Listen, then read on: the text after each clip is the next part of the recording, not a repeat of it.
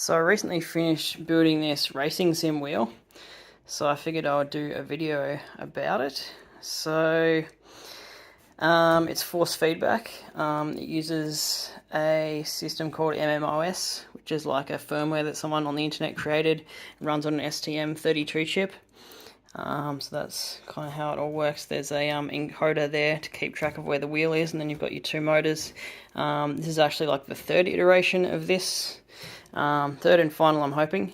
But I guess originally I only had one motor, which was okay because I had a smaller wheel. But now I've got an actual Momo, made in Italy Momo wheel, like a legit racing wheel. But it's obviously a little bit larger diameter and a bit heavier. And yeah, I had to add a second motor for the force feedback. But now it's really nice. It's quick because two 12-volt motors, pretty beefy, and a 5-to-1 ratio on these belts. And yeah, what else? So yeah, we've got the motor controller there, like a H-bridge type setup. Got a USB hub there, so I can plug in the pedals and the shifter. 12-volt power supply. And yeah, it's just 3D printed. We've got some switches here just for in-game things like headlights or whatever. It's like a 12mm shaft there going through the whole thing. I figured that would be strong enough, and yeah, it definitely is, because I mean there's really only that much shaft that can possibly bend, and it's not going anywhere. This is stronger than I reckon this is stronger than a lot of wheels, like budget wheels at least, like a Logitech. I don't know, I've never used a direct drive wheel. And these are the pedals I'm working with. So I might redo them at one point, improve them a little bit, but I mean they definitely do the job for the moment. So these are, I just got these from like Super Cheap Auto, actual car pedals, and then I 3D printed the rest of it. So yeah, for the clutch you've just got like a spring there and a lever. And it's the same deal with the accelerator. And just a pot there. And the brake, so this actually failed, this part, it failed printing, but I was like, no, I'm not reprinting it. It'll do. It'll still work. So yeah, that's a load cell there. Yeah, it does the job. The load cell, I mean, if you're pushing hard on the brake, it just feels a little janky. I've got a bigger load cell, which I might actually install one day, but for the moment, I mean, it does the job. Got that first layer going down nice and slow, nice and clean. And I got the extraction system set up just to get rid of some of those fumes.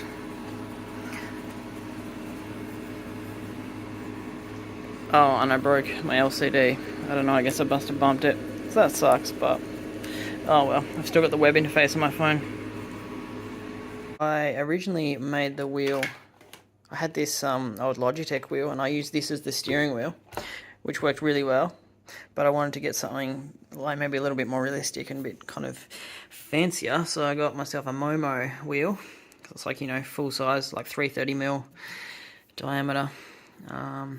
Leather, so it's real nice. But the thing is, because it's such a bigger diameter, this doesn't really have enough power anymore.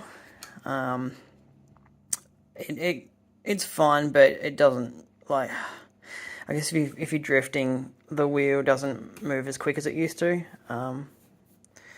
So, and yeah, it just definitely doesn't have enough power basically. So what I'm going to do is I've ordered a second motor and second set of pulleys. So I have this same thing, but like I guess on this side I have to redesign all this, and yeah, it's going to be, I guess, twice as powerful. So that should bring me up to probably similar power to what I had with this smaller diameter wheel, lighter wheel as well, because this is a bit heavier. But yeah, so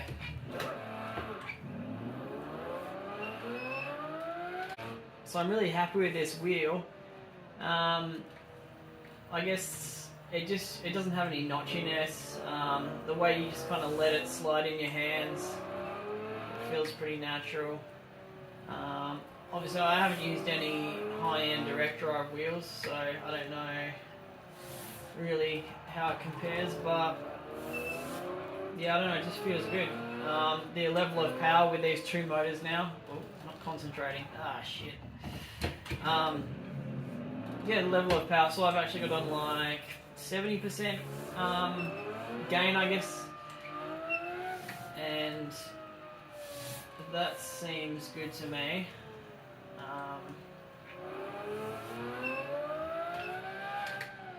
And then the end stops are at 100, so you've got that powerful kind of end stop. Virtual end stop, I guess they call it. I don't know what they call it, but you know what I mean. This map's a tiny bit laggy when you're looking over the horizon. There's a lot to render. The old 1060 struggles, I think. But yeah, this is a cool map. Cool car, good fun game.